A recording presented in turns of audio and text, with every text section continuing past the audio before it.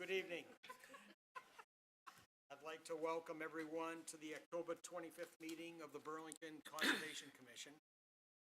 The first item on the agenda is usually citizens' time. So if you're here for something not on the agenda and you want to have a few minutes, we're happy to give that to you. Yes.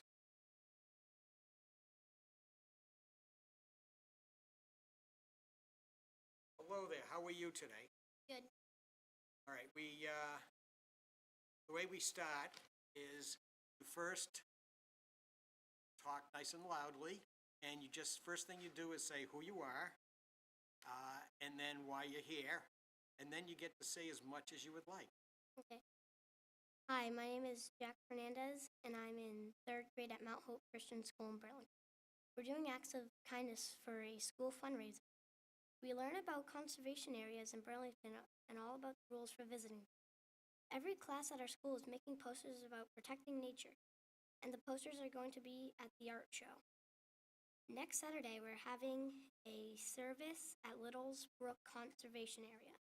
We're going to pick up litter, and we're going to take a nature walk to maintain the trail. So far, about 40 people have signed up. All the trash will be picked up and taken away to be recycled or thrown away. Well, that's quite a statement.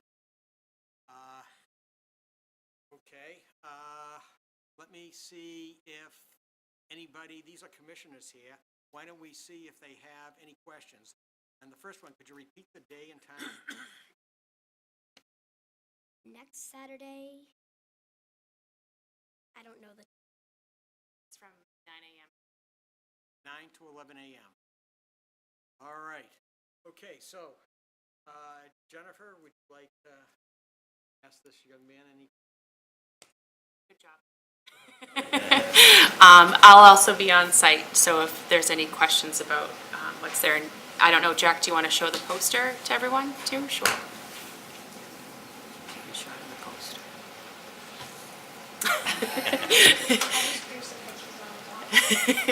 All right, so what do you have? You know what you do? You can see that thing on the pole. You just flip the switch on and then hold it up really close to your mouth. Did he clean up? He's going. Tap it and see if it's, okay, hold it up. Right there. And you can say whatever you want about the poster. So I do some dog man pictures. Tell us what each one says. Check out the rules. Okay. Get ready. Get set. Go. And complete the task. Very good. All right, so you've outlined exactly what you're going to do. That is fantastic. It looks good. Well, we don't have people come in too often to do this, so it is really a really nice thing that you're doing to help keep our conservation areas clean. Okay, anyone on the right want to say any comments? Ed? What was the most enjoyable thing that you've done so far?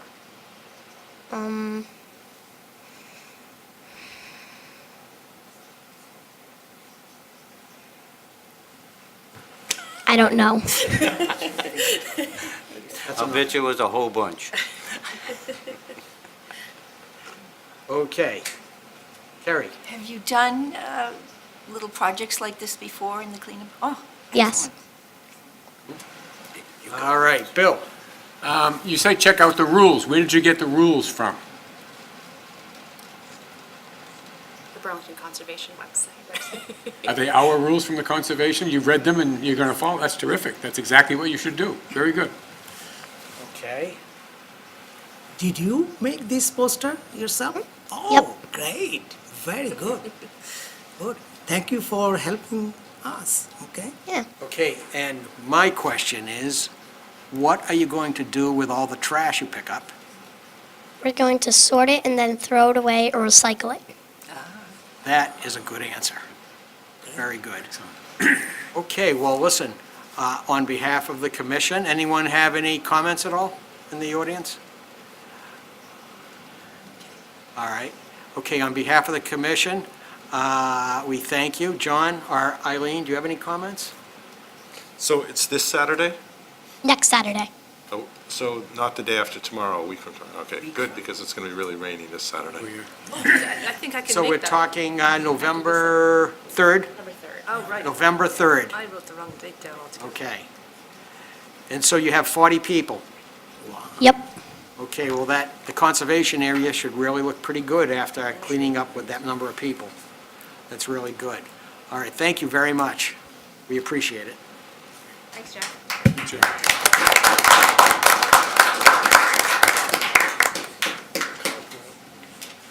Okay, next on the agenda is approval of minutes, October 11th. Any discussion? No. All right, could I have a motion to approve those minutes? So move. Second? Second. All in favor?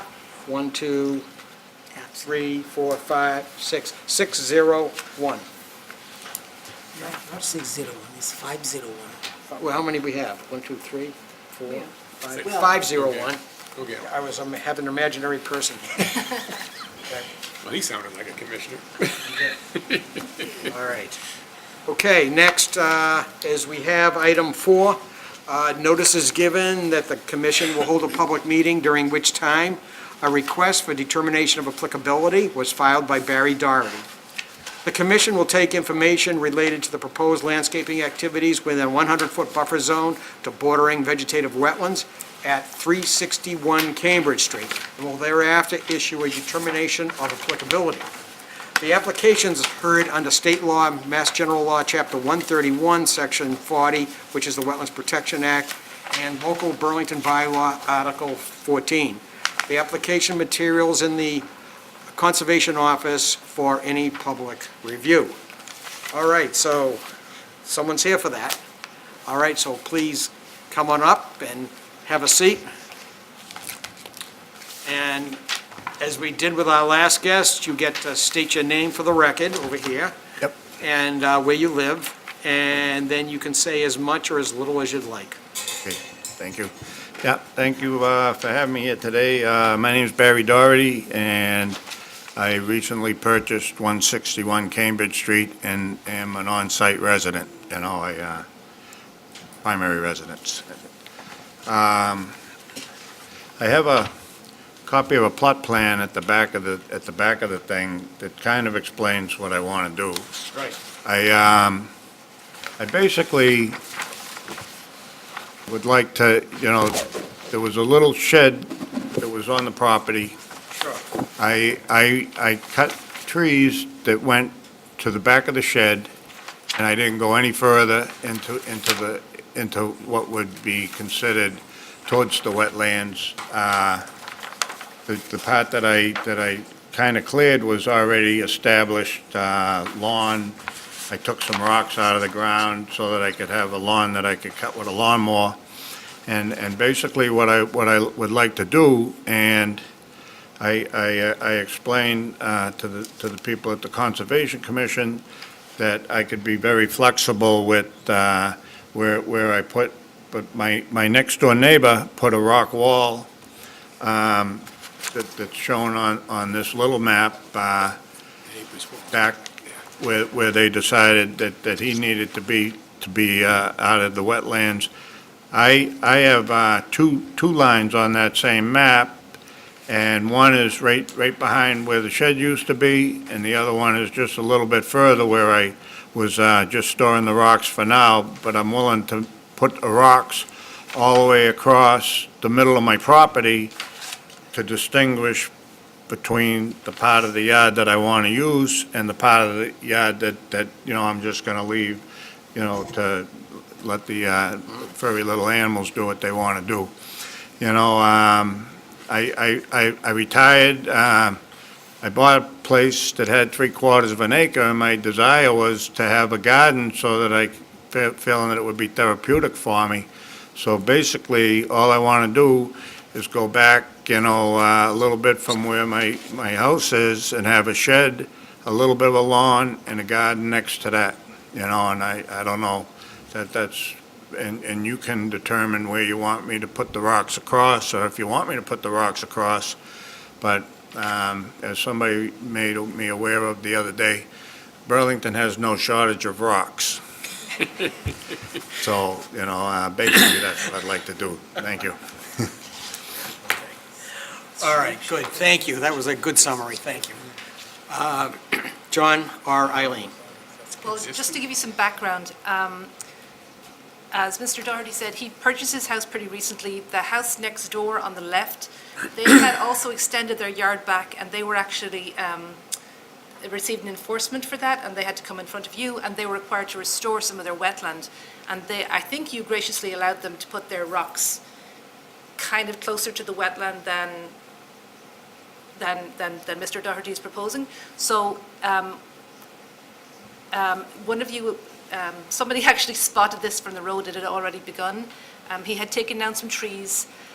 He did not realize that there was wetland back there, but it's clearly shown on the state wetland layer on the GIS maps. Okay, all right. Just to clarify, the neighbor's violation occurred before the regulations were adopted, which established the no disturb. So we Right. did not have the regulation when the neighbor had the violation. Right, whereas now we do have the regulations in effect. Okay, thank you. Do you have any concerns at the moment with what this gentleman is proposing? I don't. His proposal is going to bring his yard to something in the region of 50 feet from the wetland.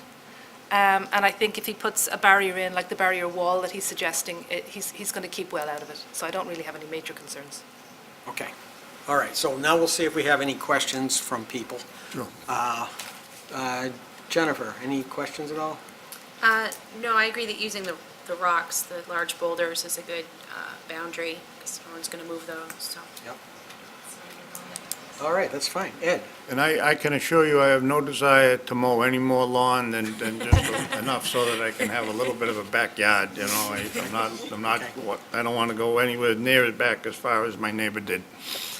Right, and we are much happier with that situation for the protection of the wetlands. Right. All right, Ed? Is the plan to cut down any more trees? No, You got 3 dead ones on the left when we were there. They were small ones, probably this size in diameter. I don't know if you want to leave those or not, but they're dead. yeah, I know there's a couple of small ones that didn't get taken down there, but, I can take them down if it would be That's your preferable, choice, yeah. but I just thought They're not, they're only this big around, That's right. right, yeah, I might take all the those. way up, you're not going to have anything green on that. No, a lot of the stuff in the yard was like that, it wasn't all pristine, trust me. Right, I was afraid it was gonna fall on my house. all right. You had 2 stumps that the lawn area where it's starting to slope, you were questioning whether you would take them out or leave them. Right. My recommendation would be to take them out. Okay, that's something that I would like to do You're too. just going to have sinking, you're going to have Yeah. rodents, you're going to have ants, Yeah. termites, everything. I'd like to take the stumps out, get a dumpster in, have the stumps taken away, and then the yard will be, nice and level, and then I can, and I was gonna put, just a little bit of loam in, seed it, and then I was, cut out where I'm gonna put the shed, and put some rocks in there, for a base, and then over where the garden's gonna be, I haven't decided if I'm gonna put a little fence around it or not. Okay. But, That's all I had. All right, Carrie? Now, let me see. Your wall that's going to have the rocks, it's already started a little bit in the back, so are you That- going all the way over to the other? that is correct. And where the wall, where the circular ones are, is where that wall has already been started. Yeah. And then I explained that I Well, wouldn't, isn't the circular one, you mean that's your neighbor's wall? no, the neighbor's wall is on the 359 piece. Oh, I see. I wasn't, See, the circular one is where the wall goes across now, and I said I wouldn't have any objection to coming back even another, it's maybe 15 feet, and put the wall in where those last 2 stumps are gonna come out, because that's as far as I wanted to go anyway. yeah. And, And then at that point, I'll be probably 30 or 40 feet less into my property than the neighbor was, you know what I mean? but if you're going to put up a shed too, you really don't need Any of those big rocks, they can go on crushed rock, and plus they build it up like this Yeah, anyway? yeah, no, that's what I'm gonna do. Yeah, okay. Yeah. I Crushed just- stone Yeah, under the crushed shed, and then lawn, and then a garden on the left-hand side, yeah. And the shed will be 15 feet from the property line under the code. Are we going to ask for any trees to be replanted, a few young trees, or?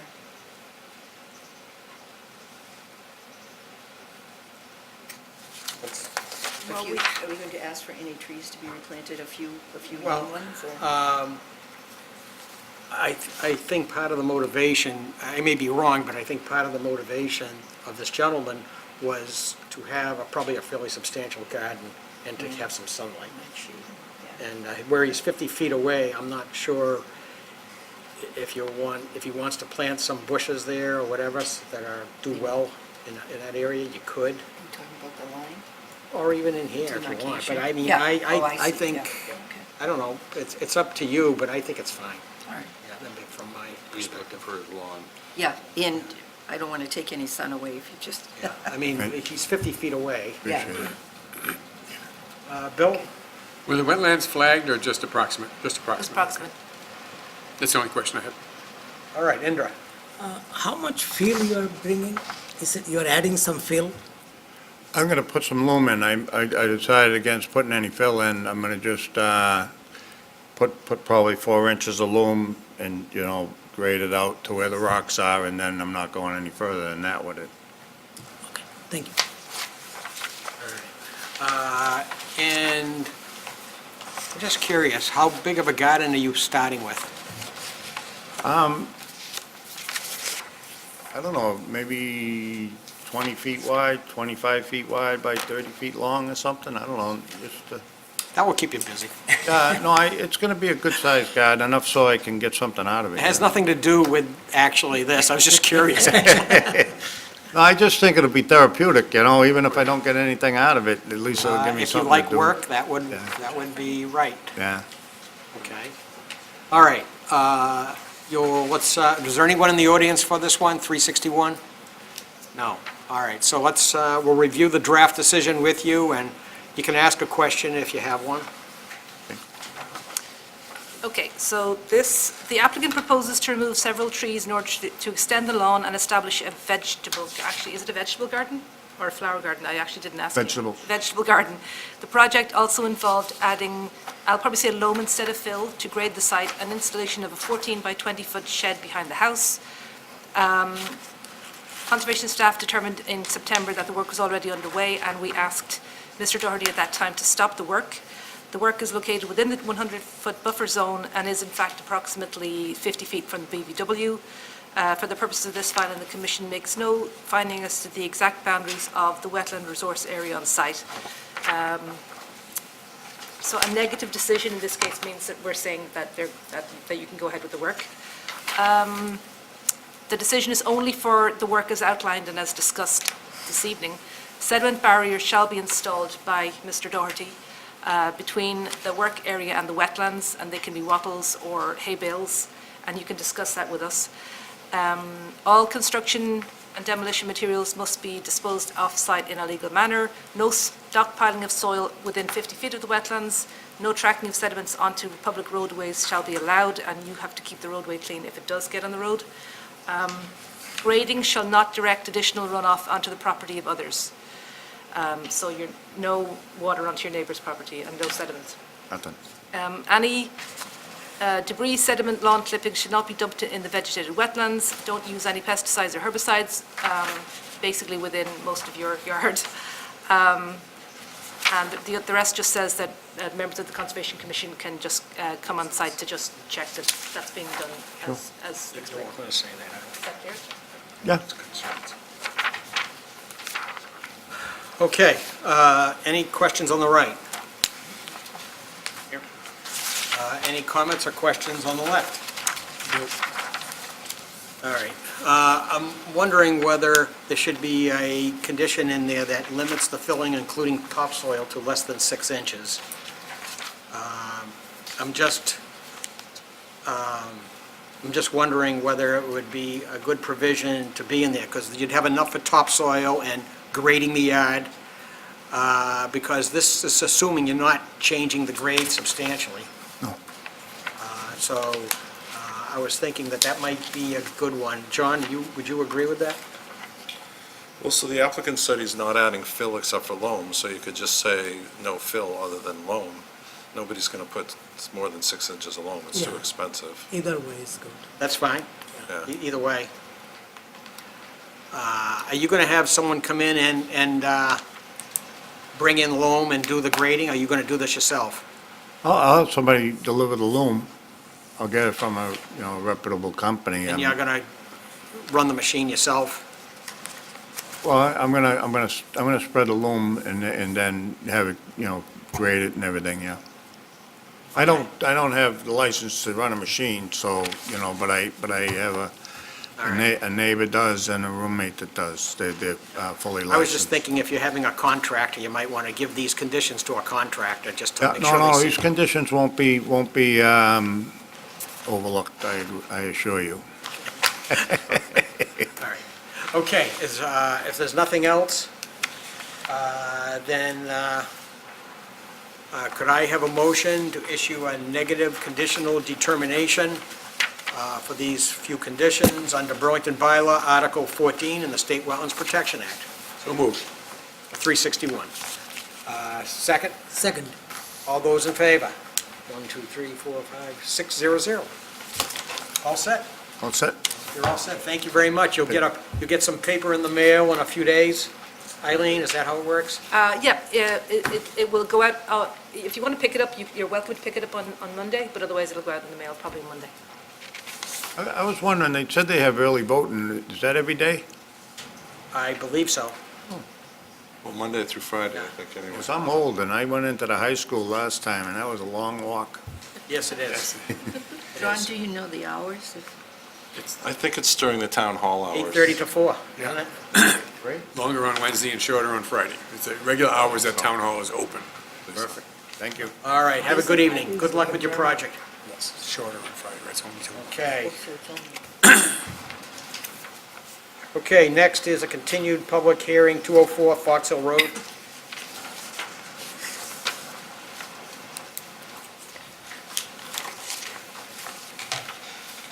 How are you tonight? Good. How are you?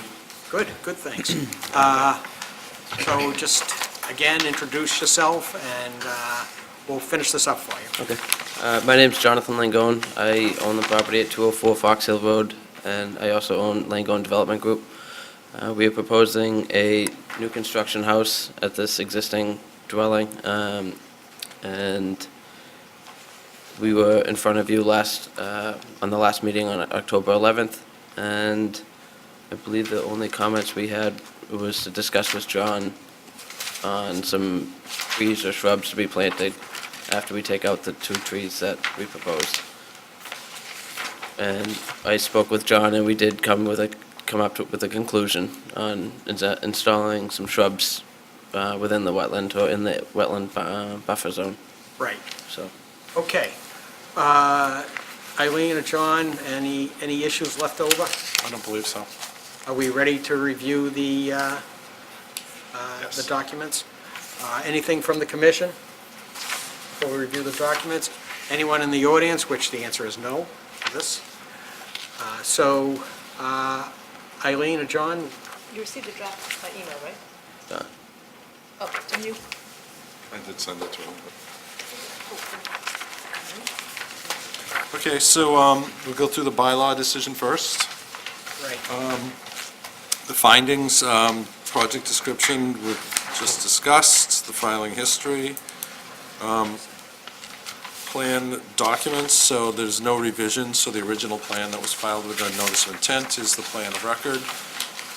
Wetland values and areas subject to protection, so that this project is within the 100-foot buffer zone. The proposed dwelling is 40 feet away, however, there's a deck that extends within the 40-foot no-build. It's 35 feet away from the wetland. Commission finds that the wetland delineation is generally accurate, but is not officially approving the delineation. As you recall, it wasn't, the wetlands were off the property. They were not on the subject property. Stormwater management is a single-family house, so it's exempt, but they are infiltrating the rooftop using a stone trench, and the driveway will also be pitched to a stone trench. Other findings. So this is presuming that you do this, but the Commission voted to waive the 40-foot no-build setback for the deck because the existing sheds which are being removed are much closer within the 40-foot no-build, and those are being totally removed. So there's a net decrease of, there's a net increase actually in the distance from the wetlands of an actual structure. Right, less disturbance near the wetland. Right. Got it. The commission also required a partial restoration of the 20-foot no-disturb zone. Was previously mowed, probably, actually into the wetlands, possibly, but, so, on the plan, there's shown a fence line, and that is not a uniform 20-foot distance from the wetlands, but it's straight across the property line. So in some places, it's closer to 20, and in other places, it's less than 20, substantially less, but it's straight across the property line. And then when we get to the conditions in the order, there'll actually be something about planting within that area, but that's in the order. Then the rest of the findings are standard findings. And the bylaw decision is standard, and we'll get to the bond at the end.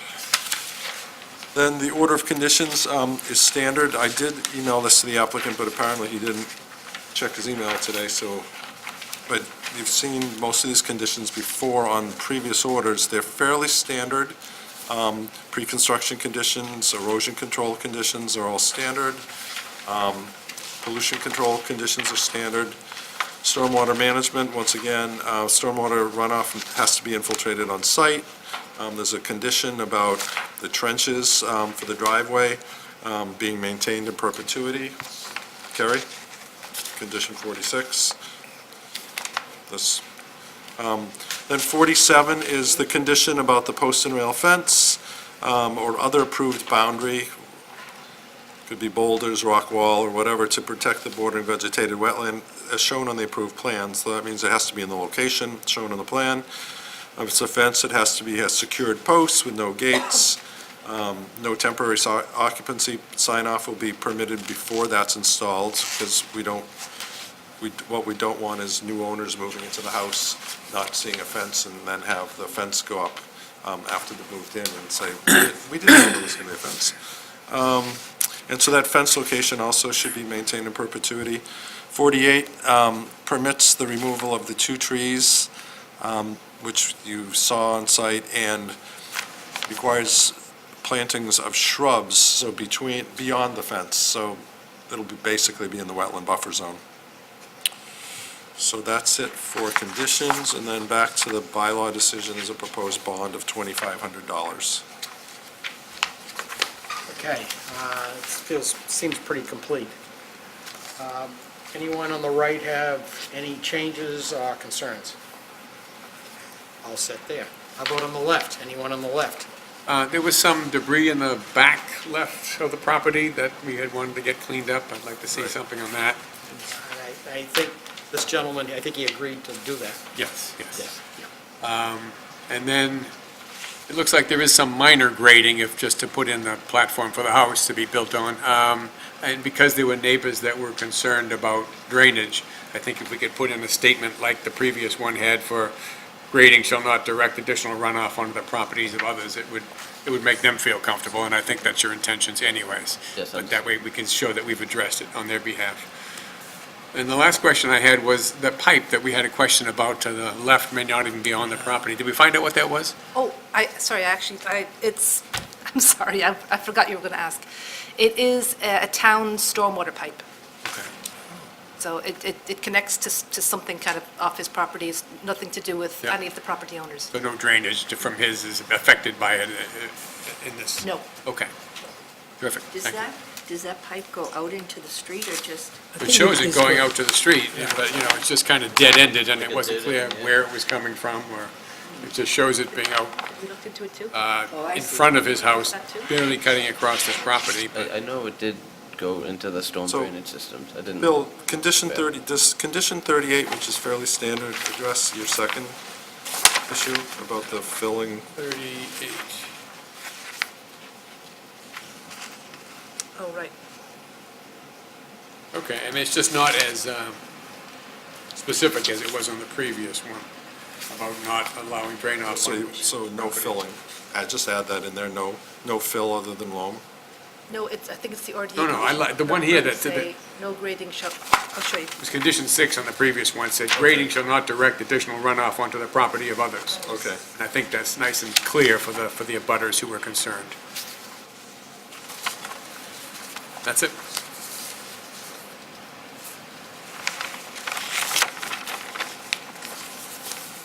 Okay, I draw your attention, you've seen these before, these orders of conditions? Yes.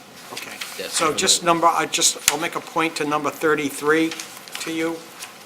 It's the weekly inspection reports that you're supposed to inspect for erosion controls and various things.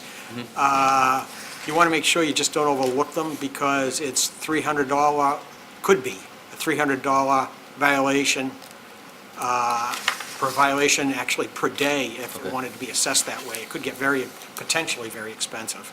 Yes, Okay. I'll make sure And I think there's a template you can use to check stuff off. It's not that okay. difficult, okay? Just. Yeah, I'm pretty familiar with the order and Yeah, the weekly updates with yeah, conservation. if you pay attention to the stuff in the order ahead of time, it saves a lot of problems after the fact, Yeah. so to speak. Yeah, save a lot of aggravation. Yeah, exactly. Okay, so if there's nothing further, we haven't had the motion yet to do the waiver. So could I have a motion to issue a waiver of the, let's see, of the 40-foot no-build setback for the deck, because the existing shed within the no-build will be removed, resulting in greater net setback of structures to the wetland than the pre-existing conditions under Burlington Bylaw Article 14 regulations. So moved. Second? Second? All in favor? Okay, 600. Next, could I have a motion to issue a waiver for the, of the 20-foot no disturb zone to as shown on the plan, because of the applicant has agreed to do a partial restoration requiring a planting of shrubs and the installation of a fence as shown on the approved plan, under Burlington Bylaw Article 14. So moved. Second? Second? All in favor? Same vote. Could I have a motion to close the hearing? So moved. Second? Second. All in favor? Same vote. Could I have a motion to adopt the findings under Burlington Bylaw Article 14 for the property at 204 Fox Hill Road? So moved. Second. Second? All in favor? Same vote. Could I have a motion to issue the order of conditions under both Burlington Bylaw Article 14 and the State Wetlands Protection Act for the property at 204 Fox Hill Road? So moved. Second? Second. All in favor? Same vote. Could I have a motion to require the posting of a performance surety in the amount of $2,500 under Burlington Bylaw Article 14? So moved. Second. Second. Okay, that's a nominal amount for a house that is used Yeah. for everyone. All in favor? Okay, same vote. After all that, you're all set. I appreciate The it. only thing left is to wish you good luck with your project. All right, thank you. Have a nice night. All right, you too. Thanks a lot, very much. Okay, Do we have extras? okay. Next on the agenda is a continued public hearing. Is 34 Cambridge Street continuing, or are they here? They're here. They're here, okay. Going to continue on 34 Cambridge Street. It's after the time. They show up.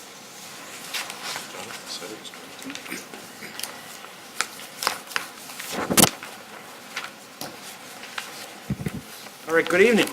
Good evening. For the record, my name is Brian Dundon. I am the site civil engineer with R.J. O'Connell and Associates. I'm here tonight as a follow-up to the October 11th Conservation Commission hearing regarding the redevelopment or the relocation of the CVS Pharmacy from Burlington Crossroads Shopping Center to the former Booster Liquors tenant space. Since our last meeting, we have obtained planning board approval at the planning board's October 17th hearing. As a result of that approval, they did ask for one minor revision to be made to the drawings, which I would like to outline to the commission tonight.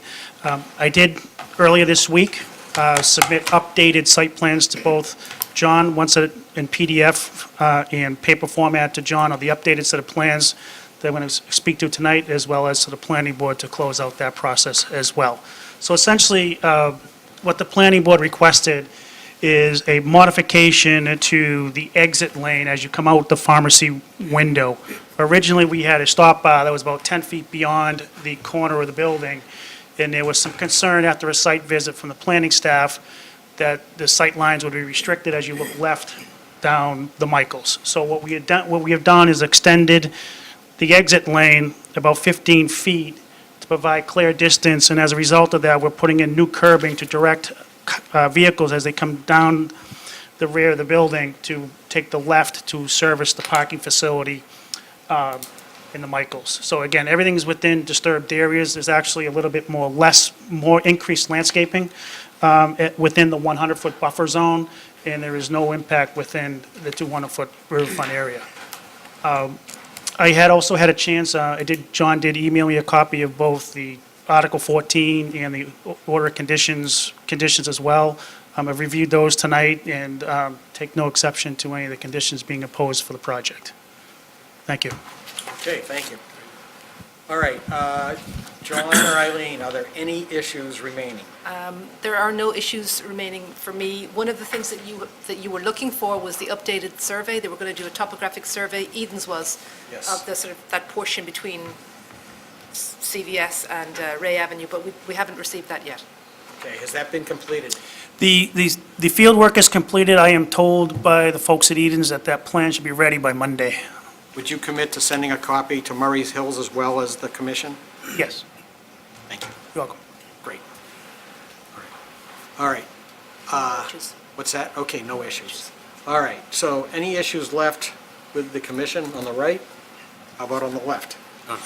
Do you know anything about that survey? How did it come? Is there any problem? I have not received a copy yet. I did ask before I came. I anticipated this question. I am being told that I will have a copy of it by Monday, the latest. It may even come in end of day tomorrow. But Obviously, from your perspective, if it requires some issues to contain the water that they're talking about, it'd be nice if you say you're in discussions with them or something like Yes. that, if that's what it indicates. Sure. This project is just for CVS. It's really Eden's that deal with the property as a whole and runoff. So it's Can ask not the- really can you directly. convey that message to the property yes, manager. yes. Thank you. Good point. Okay, so we have, if there's nothing further, no one's in the audience for this, 34 Cambridge Street? Nope. Yes. Did you find anything out about the sump pump, just the coloration of the sump pump discharge? Yes, we did. The Eden's had a plumber go in and take a look at the equipment, and then what the conclusion was, they didn't find any evidence of any rusting of the equipment itself, so they're falling back on that it's just a high iron content in the water. And I think what was kind of exasperating the colorness is that my gut tells me the discharge pipe was broken for a while, so every time the pump kicks on, it's kicking on and splashing water in the same spot. So it just the areas just gets, redundancy was just getting hit on a constant level, and it may have been contributing to why there was just a dark rustic color on the paved So surface. it's multiple layers of dried rust building up. Yeah, I was just building, I mean, the discharge just hit the same portion of the pavement, and it rolled, or just sheet flowed in the same path, over time. I know that I've noticed that, that thing kicks on a couple times a day, so, You haven't noticed orange water coming out? No, I have think not. I think that's the question. right, no, I have not noticed the orange water coming out, but I just think it's been told it's high iron content, and it's just hitting the same spots in the pavement All right, well, each cycle. Question is, do you think that the integrity of the pipe, the thickness of the pipe goes down and then it might deteriorate, it might fail? Do you think that it can happen? Could you repeat the question again? I said if it is rusting and it's heavily rusting, is that the statement I hear? No, he's saying this is just iron in the water, that it's not rusting pipe. So if the pipe starts rusting, it loses the integrity of the pipe. Yes. It might fail. isn't it a PVC pipe, though? Yeah, the problem is the pipe's broke. See, that's the. See, the pipe, it's a PVC pipe, and, Oh. and, whatever happened they broke it at the elbow. So as part of the renovation, we're replacing it and Right. bringing it back up. Okay. Okay. If there's nothing further, why don't we review the draft documents? Do you have a copy with you? or do you Yes. want- Let's start with the bylaw. So as described, the project consists of minor site work associated with the conversion of an existing retail building into CVS pharmacy. The proposed work includes construction of a pickup and drop-off and various other minor modifications. The proposed work would be within the 200-foot riverfront area of Littlebrook and the 100-foot buffer zone to bordering vegetated wetlands. The next portion is the filing history. Many plans were involved. Wetland values and areas subject to protection. As we said, the project involves work that will occur within the riverfront area of Littlebrook and also within the buffer zone to bordering vegetated wetlands. The Commission generally agrees with the location of these resource area boundaries as shown on the approved plans, but because the proposed work was no closer than the existing development, the Commission did not formally review the wetland flags and therefore does not officially approve them. Stormwater management. Standard 1, the redevelopment will not cause new untreated discharges. Standard 2, impervious area will be reduced.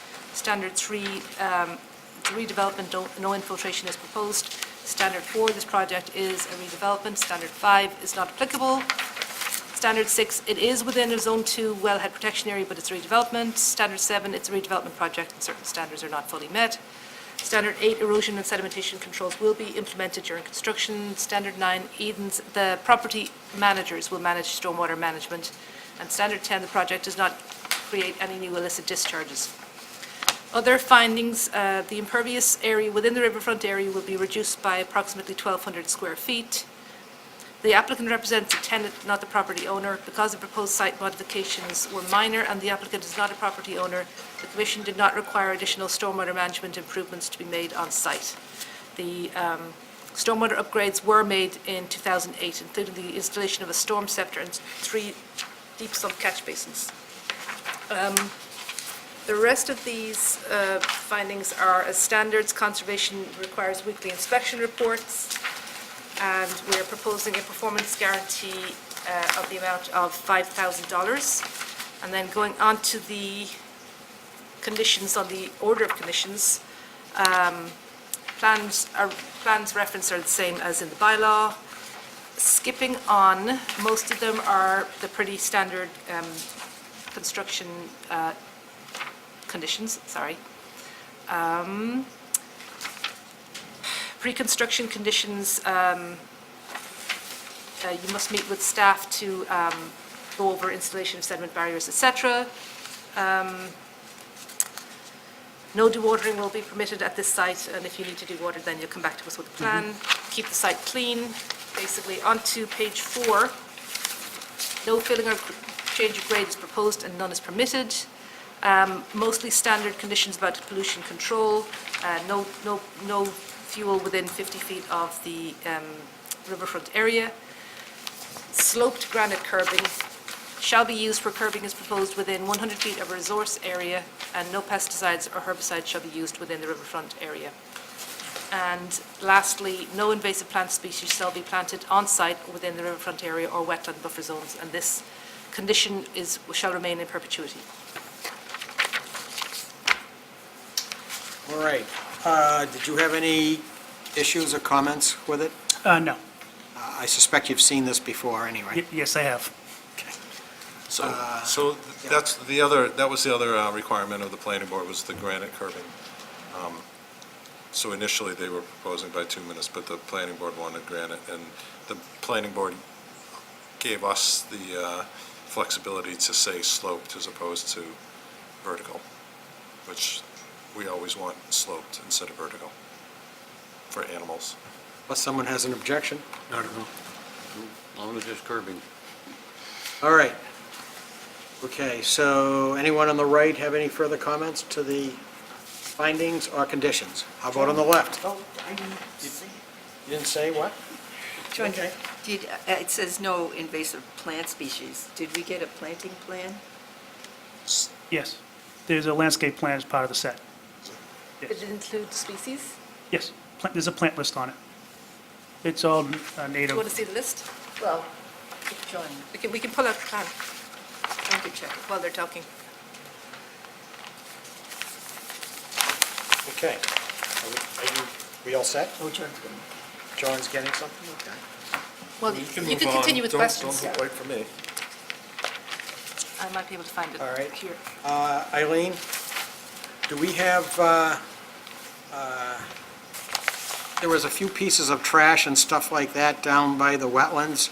Did we get a commitment that you folks will pick it up as part of the project?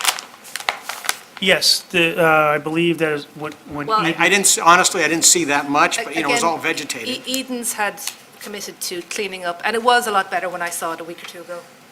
2 weeks Should ago. that be in this order then, or just Eaton's commitment? Yes, yes. Okay. Just thought I'd ask in case you were generous. L1 is landscaping. All right, so we're now waiting for the plant list, is that what we're Well, waiting? you can continue with questions. There's only 7 plants, none of them are Okay. invasive species. All right. All right, on the left, any questions? No. All right, if there's nothing further, could I have a motion to close the hearing on DEP file number 122? Oh, there's no one in the audience. 122-615. Second? All in favor? 600. She wants to see it. Nope, you're abstaining? She wants to see the list. You've been here, 501. Okay. Some, but not. All right. Could I have a motion to adopt the findings under Burlington Bylaw Article 14 for DEP file number 122-615? So moved. Second? Second. All in favor? 501. It's okay if John thought it was okay. Could I have a motion to adopt the order of conditions under both Burlington Bylaw Article 14 and the State Wetlands Protection Act for 122-615? So moved. Second? Second. All in favor? Same vote. Could I have a motion to require the posting of $5,000 as a performance guarantee under Burlington Bylaw Article 14 for 122-615? So moved. Second? Second. All in favor? I guess that's same vote. I think we're all set. Thank you. All right, thank you very much.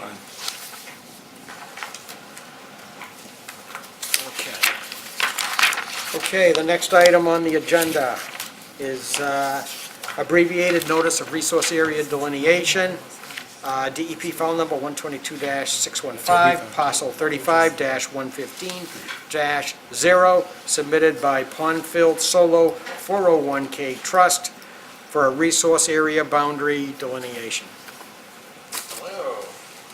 Hello there, how are you this evening? Good. How are you all? Good, thank you. We're fine, Updated iteration here to pass out. okay? Jonathan Schuster, Oxbow Associates.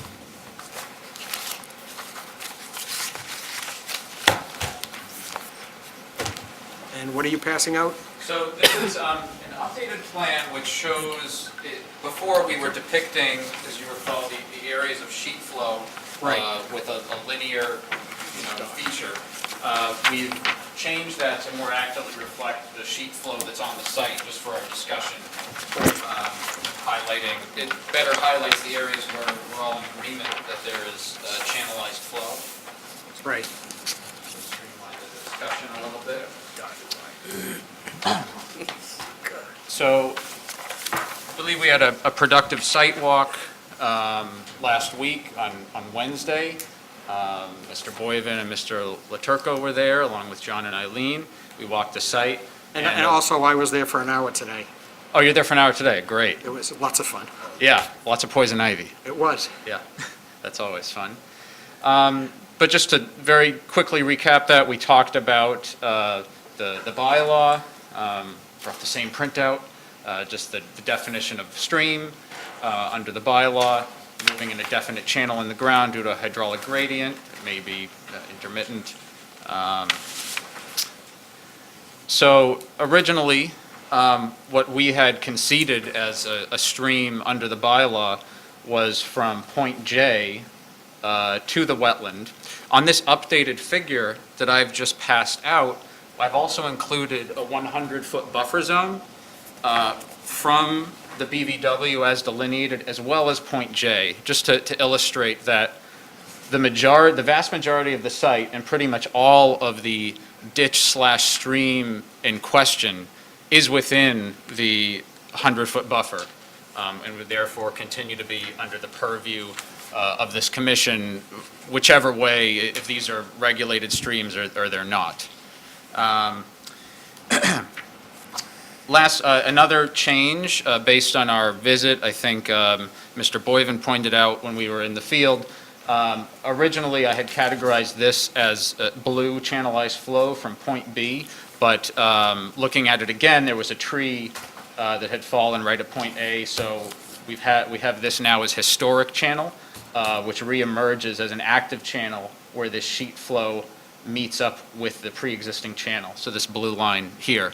And I hope we can all be on the same page with that. I'm happy to talk about that more if need be. Here's that large fanned area that's been silted in and sheet flow. It's pretty wide. Let's see. And again, these polygons are gestural. They're approximate.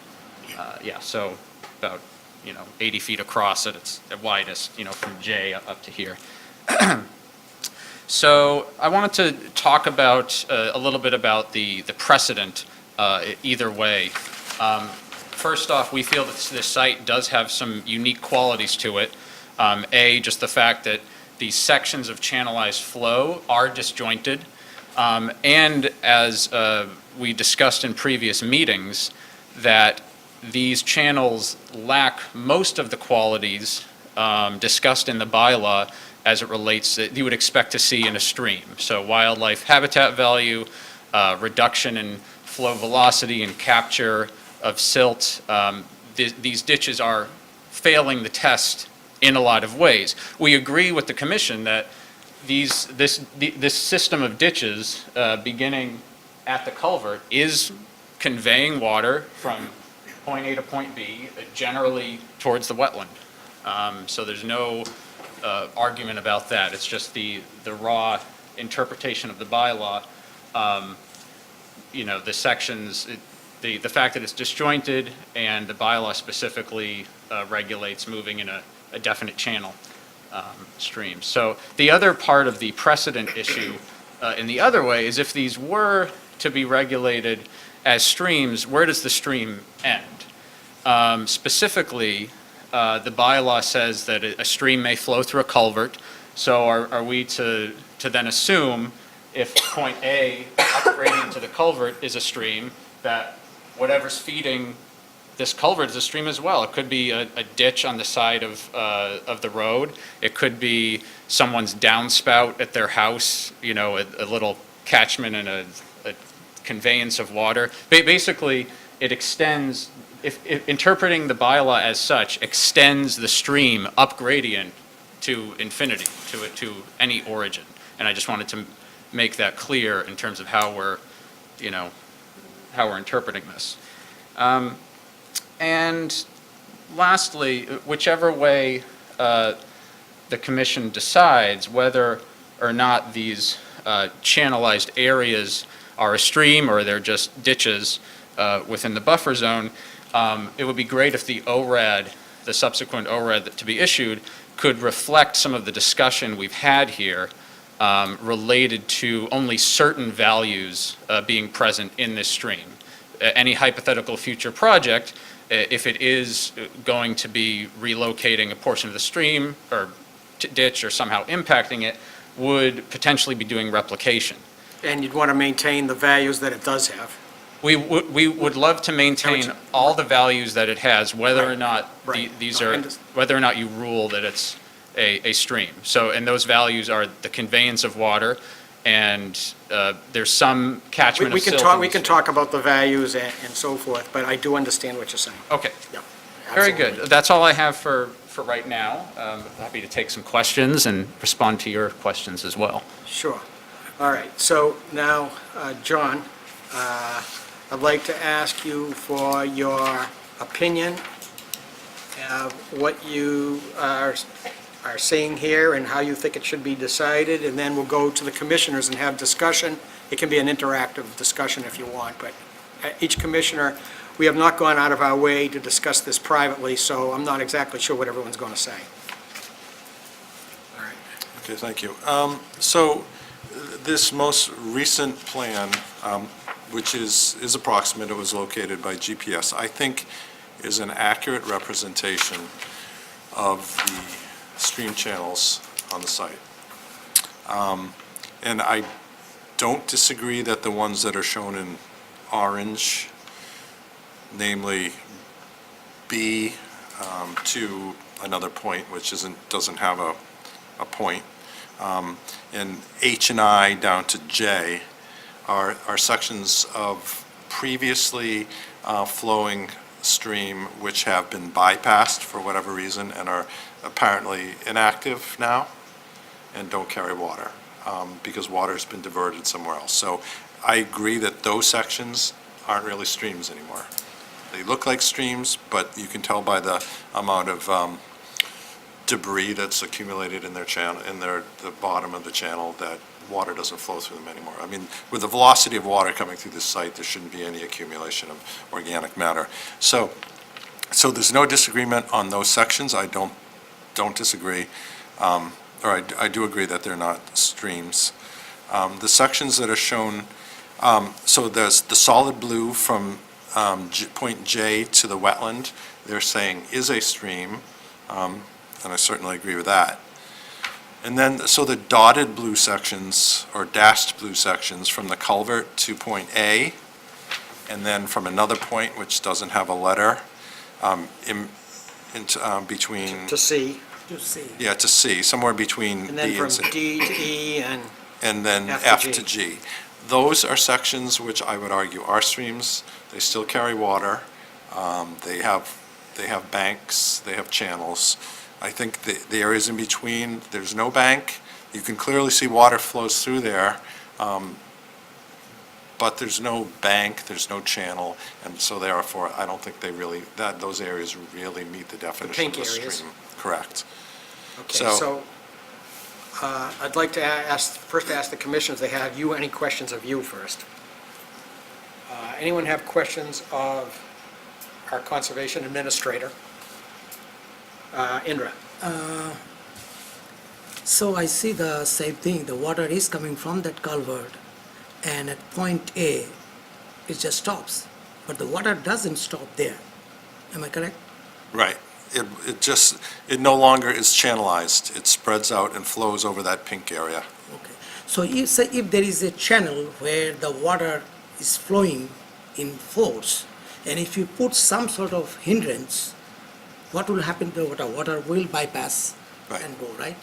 I think if you came back there in 2 years, there could be a channel between point A and point C. I mean, that pink area, eventually water would carve out a channel, but we're taking a snapshot of today. I mean, that's all you can really do. That old channel, or it may reestablish itself back in that orange section, who knows? But you can only go by what's there today. And it's the same thing with point E and point F. I see the stream is between D and E, and then E and F? and then it comes from E to G, F to G. Yeah. Right. So it ends here at AE, and then all of a sudden it starts F. Right. So that tells me the water is flowing Oh, it absolutely does. It's just not channelized. It's not- Okay. All right, anyone else have a question of John before we get to a broader discussion? I have one comment, John, and the area, if you look at G, and after downstream of G, it's not a big deal, and, I don't feel like die on my sword for this, but I thought I saw the channel going all the way to the wetland line, in that little tiny pink area, when I was there today. It just looked like it went right up, and I was standing right, a little distance from that wetlands flag, and it was right there, and I thought I could see a channel coming in. I didn't think it disappeared, but whatever. It's not worth debating for a small area. Very small. What's that? So, yeah, that's a very small area, so, No, it's not. yeah, I'm happy to address it, but maybe we'll, You can say anything you want about it if you want, but you know what I'm talking about, that little. I know exactly, well, you can, that clearing that the surveyor made to site the flags. Yeah. You see from K coming down to the wetland, that's quite a channel. Yes, And then that channel continues all the way to the wetland line. right.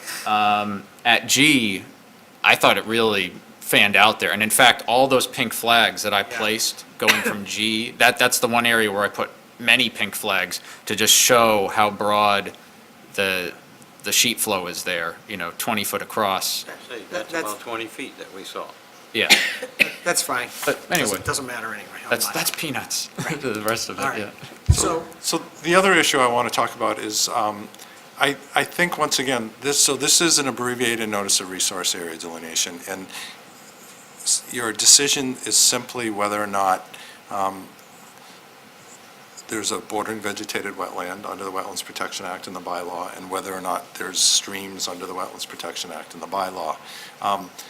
I don't think the decisions, the applicant sent me wording that he proposed, or the applicant's consultant, a discussion of the the values. qualitative values of the wetland and the functions of the wetland and the values of the wetland, of the streams. I don't think that's appropriate. I think the decision should simply be whether or not it's a stream. I think a discussion of that could occur after the hearing informally if you want to give them guidance, but I think you should make the decision on the streams, close the hearing, make a decision, and then if you want to give them guidance on, the values of the streams, that should be outside the ANRAD process. I think we don't have to write it into the decision, but some people may have comments, they may have formed opinions based on their writing to us, what they see as no value.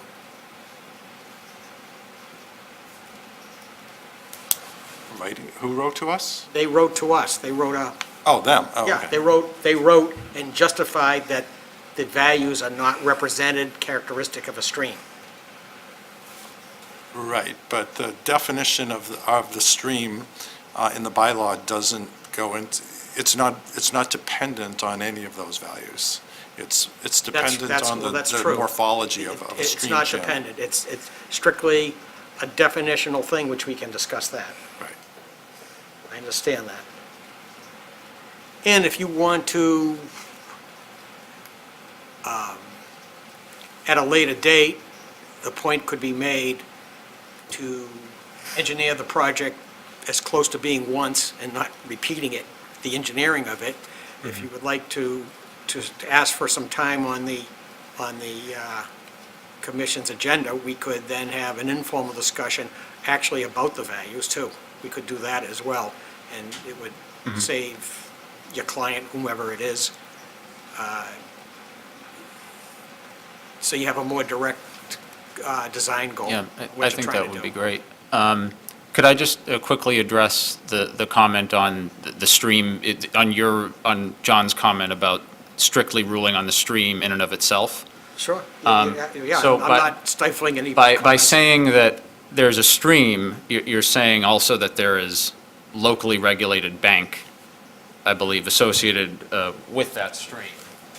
And the bylaw does go on about what one would expect, the values that one would expect to see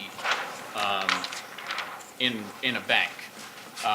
It doesn't say that those are exclusive to all banks, but there's a lot of information in your wetland regulations that banks are likely to be significant to wildlife habitat, public and private water storage, groundwater supply, storm damage prevention, prevention of pollution, and, you know, confining floodwaters during storms. It goes on and on. What we were concerned about was, yes, I believe it's the commission's task to rule on the presence of the BVW as well as whether or not these channels are streams, but in so doing, you're saying that there's bank. Any future project would need to address that Yes. bank and the impacts to it. Yes? And that's why we had those concerns. Just looking at the bylaw language and wanting to, you know, interpret it properly. Well, we can talk about how we view the bylaw language or the regulation language. I mean, I've looked at it, I have an opinion on it. Others may as well. Yeah, if it doesn't seem feasible, if the commission doesn't see that it's feasible to write in language into the ORED pertaining to this, if that's just sort of beyond the scope of things, could we take an informal poll of the commission? Could each of you speak to, those of you who have visited the site, speak to the values you saw or didn't see in that stream? I believe it's recorded in the minutes from a previous meeting where we touched on this, how we were mostly in agreement on, you know, it's conveying water from point A to point B, but there's not really wildlife habitat going on. There's a lot of road silt that's just kind of been dumped in the buffer zone and eventually into the wetland. There's not, it's, you know, hasn't been, it's anthropogenic, but it hasn't been engineered in any way. Just that informal discussion about those values would be helpful. Well, This might not be the place, I but I think just it's thought I'd up throw to that out each, there. John is recommending we don't get into that, but it's up to each commissioner if you want to have a personal opinion on it. I think we should complete the NRAD process first, Okay? my personal opinion. And I respect your personal opinion. Of course. All right, so why don't we broaden the discussion a bit? The record should show there's no one in the audience for this that is in a butter, as far as I know.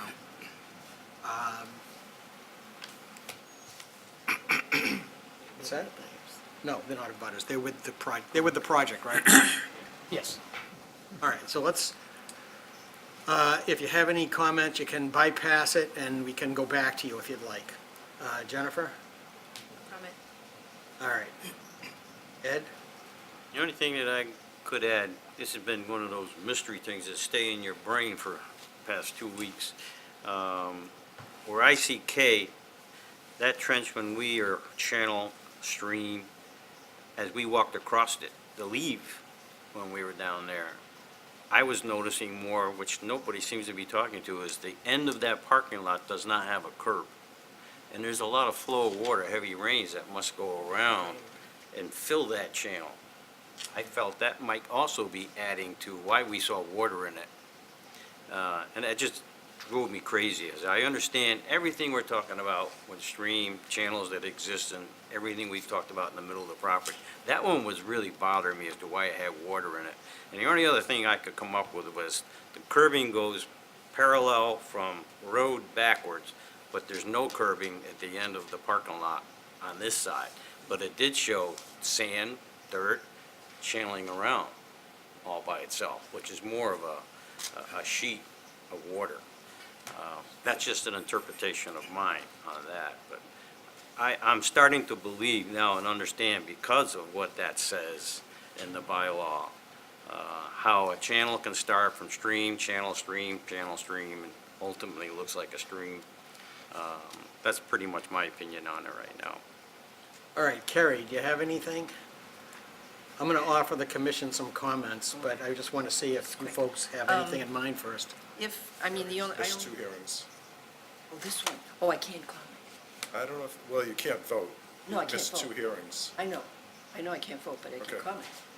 Sure. So, I only saw it once, and definitely the channels, I mean, that water goes down at such a tremendous speed.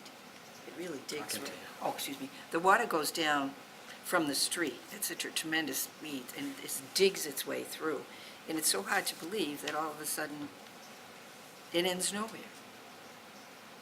But, I mean, so it does continue, but we'll see what happens. And it does eventually, you know, all the wetland flags are here too, so it's in there too. All right, Indra, I'll go to Indra first, then Bill, then myself. First of all, I want to say that your presentation was very good. I like your presentation. Whether I agree with you or not, that's a different story, but you presented very well. I like that. Thanks.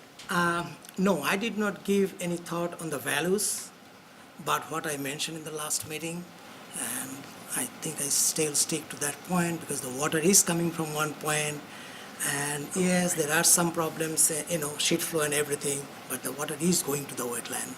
So I consider these things as a stream. That's my opinion. He's finished. Bill? I'd like to address a couple of points that you made.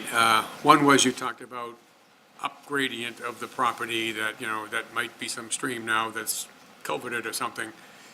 We're not concerned about upgrading the property. We only have to evaluate what's on the property. How the water got to that first point doesn't affect our decision here. Secondly, you mentioned precedent. I think we have some clear precedent on this in a similar situation that exists in a number of spots around town, and that is even our regulated streams map. There are times when a clearly channelized regulated stream goes into a culvert, and for the duration of the culvert, the area above it is not regulated, and then when it daylights from that point again, it suddenly is regulated again as a stream. And it can be rather disjointed in that fashion. And I think the same thing is going here. You have the channelized stream, which for not a culvert, but a fan area, no longer is defined as a regulated section, and then it continues in another culverted, and then it's disjointed, similar to the culverting that we'd see in a regulated stream in several places around town. So, to me, that is a clear similarity, and it applies to this property. So, to me, that stream continues from the beginning where the culvert empties its water all the way to the bottom with some disjointed areas, or, just, to me, it's the same as if where these pink areas are, it went underground in a culvert and then popped out on the other side. It would be, the regulated sections would look exactly as we've highlighted here on the dotted blue lines, or you've highlighted. That's what I have to say. All right, I've been on the property twice as well. And the backstory for this discussion, which is not specific to this, but the backstory is that we have a bylaw and a set of regulations. And what we are doing is for the town. The town has, is the headwaters for 3 major watersheds.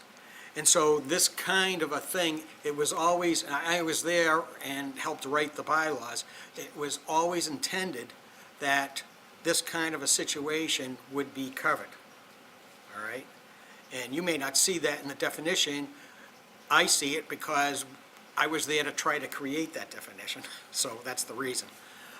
So because it involves headwaters where waters sort of disappear and appear and they all group together and form a watershed, that's sort of the backstory of where our regulation, our bylaw and our regulations came from with intent.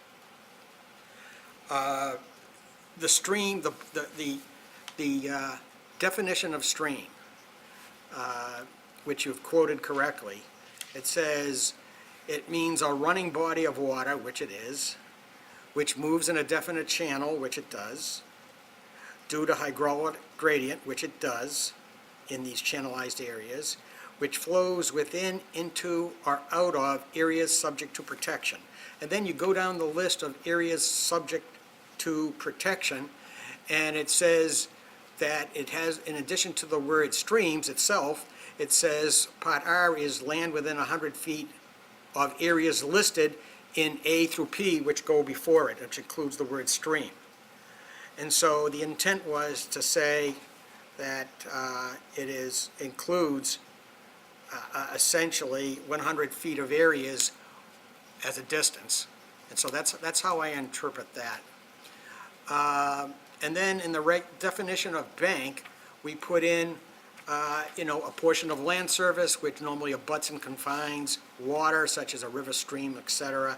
It occurs between a water body and vegetative wetland or adjacent floodplain, or in the absence of these, this was our attempt to do that, in the absence of these, occurs between water and upland. And the intent was to say you could have a stream running through upland, and it would just simply be bank and stream.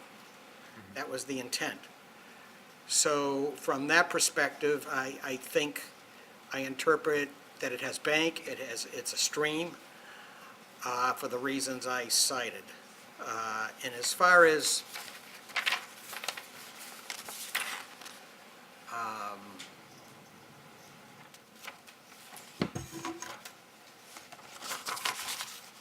and of course, and also, we may apply to land underwater. It serves to confine flood water within a definite channel during the most frequent storms, okay? And it does, it confines water and so forth. So I think it does those three things, land underwater, stream, and channel for the reasons I'm stating. I don't want to get into a discussion. I also formed opinions on the values. And I'll suffice it to say, because I don't think it's necessary to make this decision based on looking at the definitions, but if you come back, I don't believe I agree with your write-up that those areas do not have, I'm not saying all the values, but some of those values that are listed. Okay?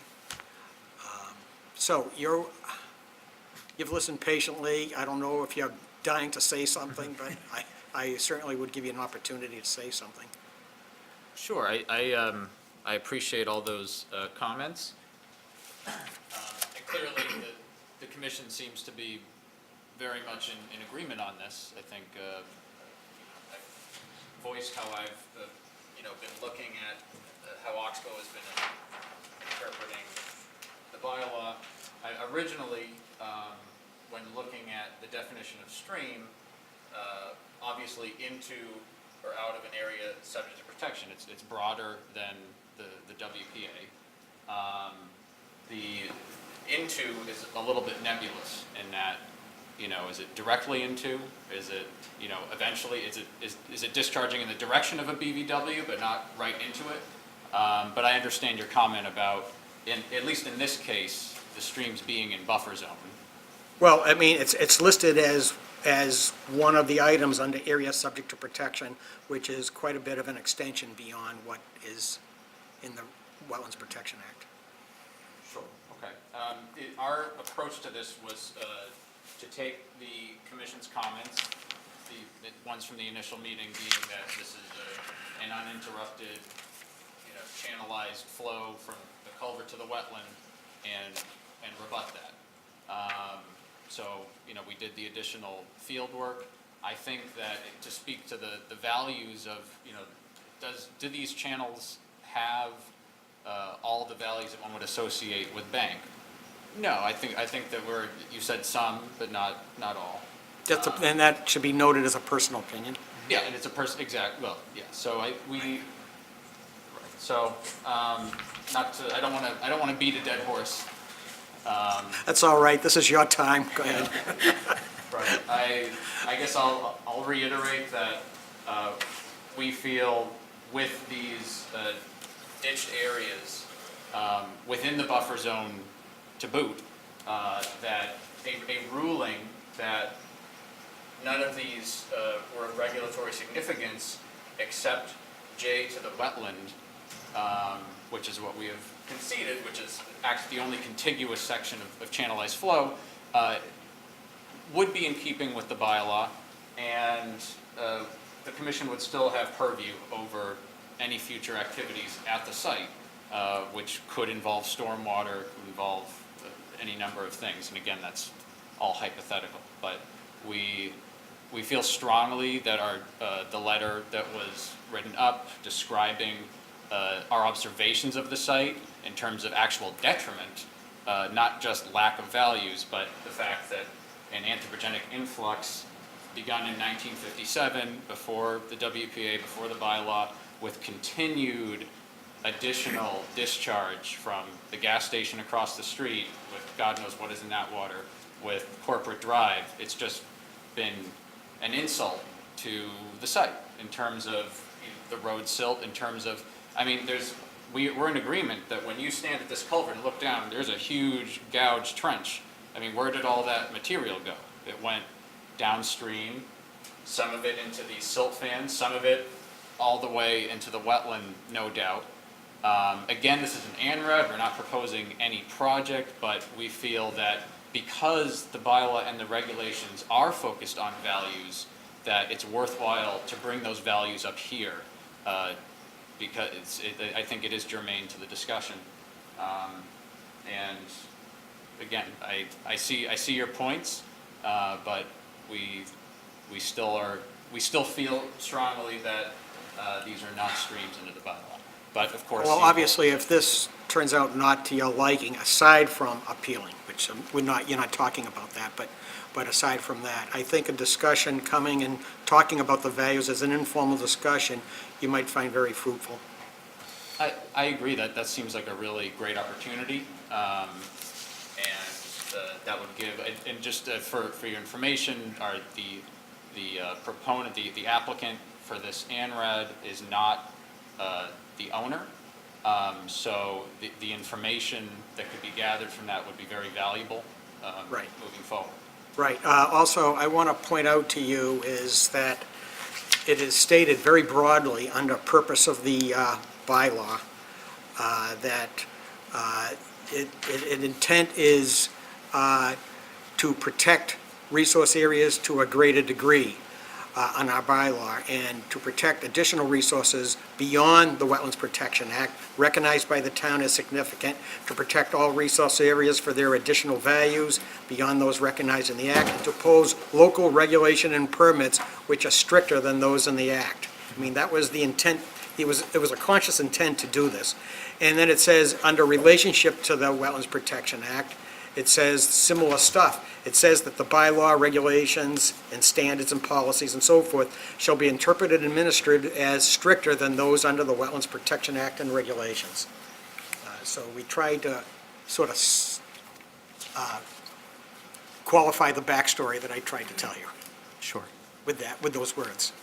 Okay, now, the words as clear as maybe we would absolutely like, that's for us to discuss, I don't know, but like I said, that was our intent was to do exactly in line with some of the comments you heard tonight. Okay. Okay. John, so, do you have a draft? Yes. And do you have your copy? I did receive a copy of the draft, yes. Do your, Oh. do the, we have extra, I can. You have them, okay. And so before we go through this, just to clarify my position, like, I think you need, I don't know how anybody's going to vote, but I just want to make sure people vote based on the definitions and what you saw, the physical characteristics you saw in the field, and the values and functions of the resource area shouldn't affect your decision on whether or not it's a stream. That's all. And that's why I didn't want to color or cloud the ANRAD with discussions, because somebody may say, well, yeah, it's a stream, but it doesn't have any value, so I'm going to vote and say it's not a stream. Like, that wouldn't be an appropriate vote, because you're voting on whether or not it's a stream, not whether or not it's a stream that has any value. I mean, I can tell you that from what I said, the commissioners can probably tell how I'm likely to vote based on the definitions. That was most of my discussion. Can I ask one question, just for my clarity? Is, you said, and you depicted also that this is a stream from J to the wetland, right, stream. So to make a stream, some water has to come. So where the water is coming to that point, J, It's coming from up gradient. It's coming from, from upgrading? yep, it's coming, probably much of it comes from the culvert. Down the site, comes from these properties.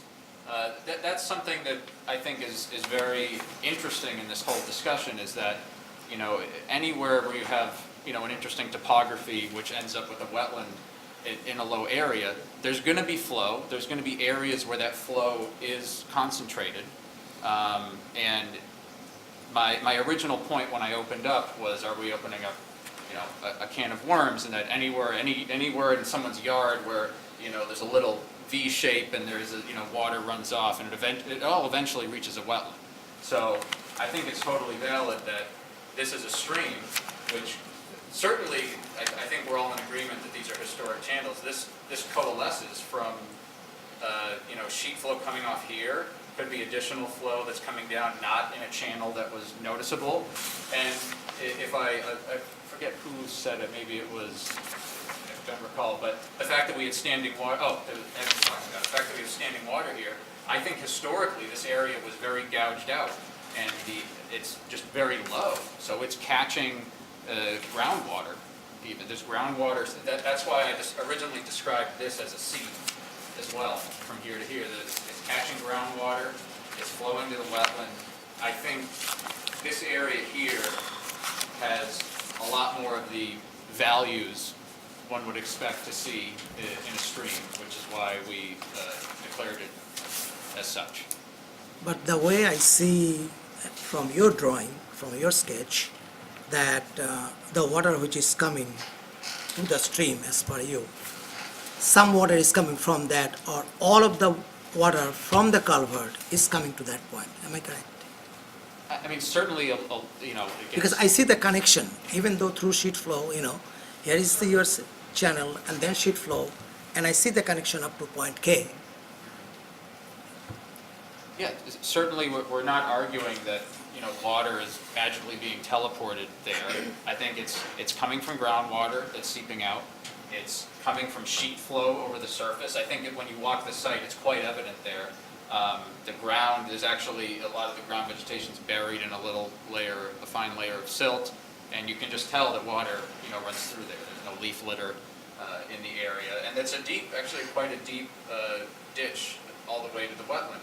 But the fact that molecules of water originating, you know, at the gas station over here, go through a culvert and come out here and eventually, you know, come down the hillside and reach here, I don't even see how, under the commission's interpretation of the bylaw, that makes everything a stream. A stream has, you know, certain qualities to it, like the local bank, you know, even if the commission's argument that these disjointed areas count as stream, we're in agreement that these areas are ditches. They have defined flow, and we're not arguing the contrary. So I think interpreting the bylaw very rigorously, with an attention to language, and our observations of the site led us to consider this being a stream, but not upgrading from there. So you are saying there is a ditch first, and then from the ditch the water coming, and then it forms the stream. That's what you're saying? Yes, mainly because not only does this, it was an aside comment I made that this has values that upgradient ditched areas do not. The fact that it's contiguous to the wetland proper, to the BVW, to, you know, that's regulated under the State Wetlands Protection Act as well as this bylaw, was what we were, the crux of what we were thinking there. Thank you, thank you. Okay, with that, John, we started on you reviewing it, Okay. and then we got sidetracked. One more sidetrack. I would disagree with the ditches are generally dug by humans, and clearly these are not dug by humans. I was going to say, I wasn't sure I was going to say this or not, I admire your persistent use of the word ditch. I'm not mentioning. Channelized areas. Yeah, I'm not. I'm using ditch I am synonymously not- I'm not with channelized trying to be area. critical, it's just that you have been consistent. Sure. Very good. Well, to be fair, there was a ditch dug at this, there's an easement here. Yeah. It was taken in 1957. There was an initial ditch dug that basically got the flow started in that direction. I think that is evident that, Right. there was not only, not that, the fact that this is all anthropogenic it has nothing to do with our discussions here. We all know that. But the fact that, they dumped the water out, the water is, the volume has been increasing with more input. I think my use of the word, sure, but we use it interchangeably with channelized flow, but there is a ditch That's fine. quality to it. You could use the word ditch, it's Okay, it's a very nice good. five-letter word. It's okay. Okay, so on the first page, just some of the background, the dates, filing history. So this is the third and presumably the final hearing on this.